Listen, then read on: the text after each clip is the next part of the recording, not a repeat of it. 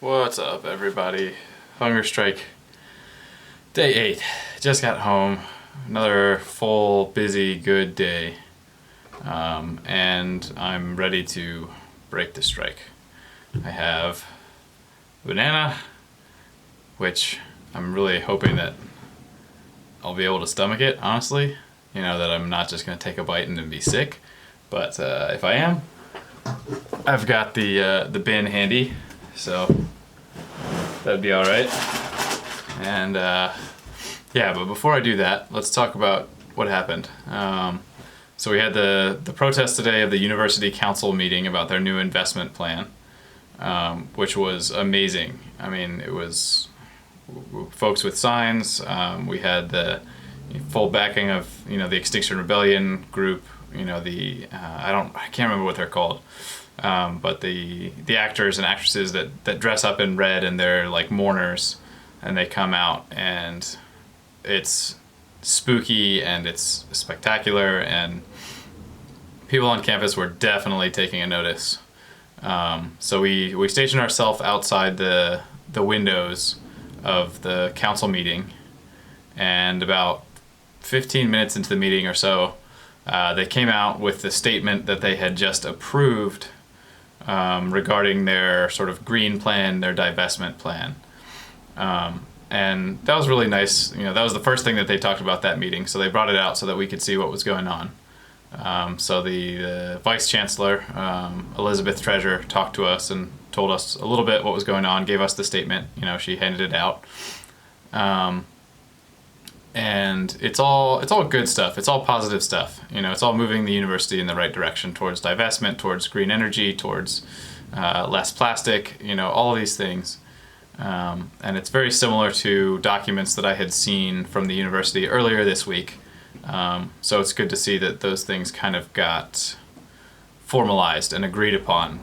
Official, action will happen now.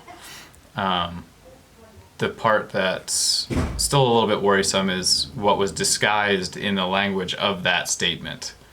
Like they talk about their public equity funds, their investments in public equity funds, and how they are going to look at the investments that are at greatest exposure to fossil fuel industries, and they will look at moving those. They will move those.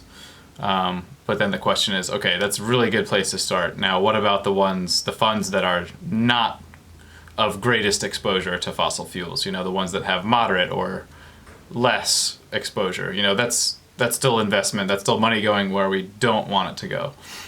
So that'll just be what we work on in the future. Is getting down to zero investment in fossil fuels. And then the other part being that the public equity funds are only half of the university's investments. So what's going on in the other half? We don't know yet, but the Students' Union has already requested at the beginning of November to get a full breakdown of the university's investments, and that should be forthcoming hopefully in December, I would think, and then we can act from there. We can go from there. So I think that was the big update for today. And then had poetry class after the protest. At the protest there were 3 or 4 photographers, including myself. So I have a lot of neat pictures. None of me, obviously. And there were also a couple, 2 or 3, maybe 4 video crews out, including one that is working on a documentary about Extinction Rebellion. And so I'm sure they got some excellent footage, and they did a bunch of interviews afterwards. So I got interviewed, actually before and after I got interviewed about my hunger strike. So that's really cool. It's nice that people are paying attention to this and people want to publicize it, that they believe that there's a story here, that there's something interesting here, and that sharing it is worthwhile. So that's really good. That was pleasing.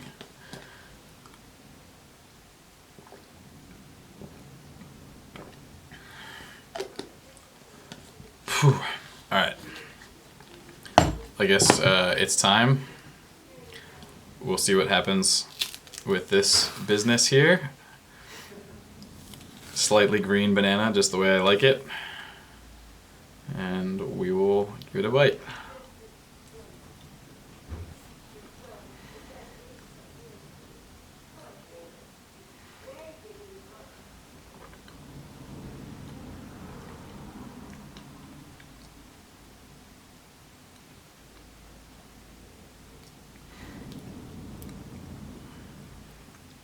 Yeah, that tastes pretty awesome.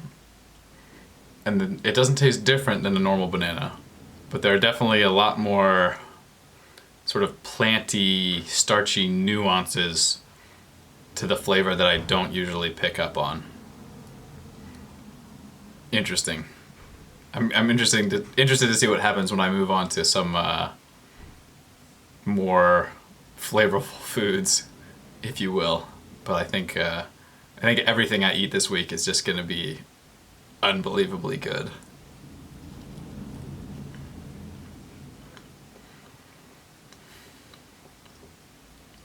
Yeah, feels good. No pain or anything yet. I think I'm gonna set the banana down though and give myself a minute. Let my stomach kind of catch up. But I think we're gonna be okay here. Since last Monday, so a week, I've lost about 8 kilograms. That's 17.5 pounds roughly. So this is the lightest I've been in, I don't know, 10, 12, 15 years maybe. I mean, it's definitely a little freaky, but I guess this is where that can start turning around. So I'm super excited to be eating again. Super excited to get back to exercise, kickboxing, volleyball, weightlifting, cycling, hiking, all these things that I just love to do in my life. And I'm very thankful for all of those things and to be able to still do those things or to do those things again. But I'm also very conscientious of where I fit in the world right now. Of again having the luxury to go back to those things, of having the luxury of having even time to use for recreational sport. That's something that so many people in the world don't have, because they're still struggling with food, with water, with shelter, with disease. It's just, we have so much in this world on the whole. It's just so unequally distributed. And if we could just balance that, a little bit more or a lot more, just think of the difference that would make for so many people. And then think about those hundreds of millions or those billions of people that, if they are given, if they have, food security, water, shelter, what they need, think about the type of the innovation, the entrepreneurship, the arts, the sciences. Think about the development that would come from those people once they're freed from some of the struggles that they're in right now. It's a huge untapped human resource right now, I think.